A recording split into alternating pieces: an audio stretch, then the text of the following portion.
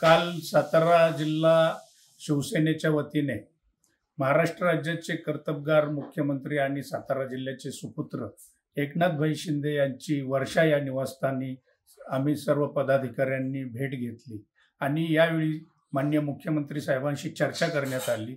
यामध्ये सातारा लोकसभा मतदारसंघ हा शिवसेनेच्या वाट्याला युतीच्या वाटपामध्ये आहे आणि त्यामुळे या जिल्ह्याने शिवसेनेचा खासदार यापूर्वी निवडून दिलेला आहे।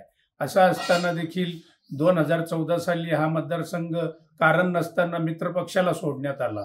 2009 ला मी स्वतः शिवसेना भाजप युतीचा उमेदवार म्हणून साताऱ्यातून लढलो, त्यावेळी जवळपास 2.5 लाख मतं मला मिळालेली आहेत।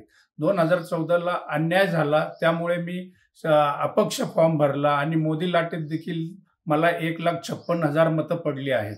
त्यामुळे 2019 ला देखील आमच्याकडे आयात उमेदवार देण्यात आला।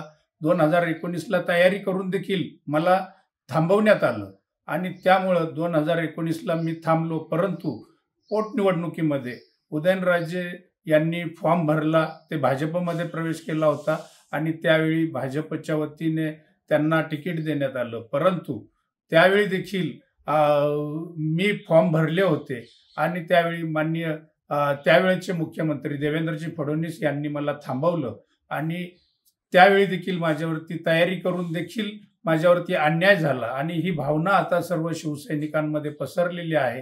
त्यामुळे काल शिवसैनिकांना घेऊन, सर्व पदाधिकाऱ्यांना घेऊन माननीय मुख्यमंत्री साहेबांची आम्ही भेट घेतली आणि त्यावेळी सविस्तर चर्चा झाली।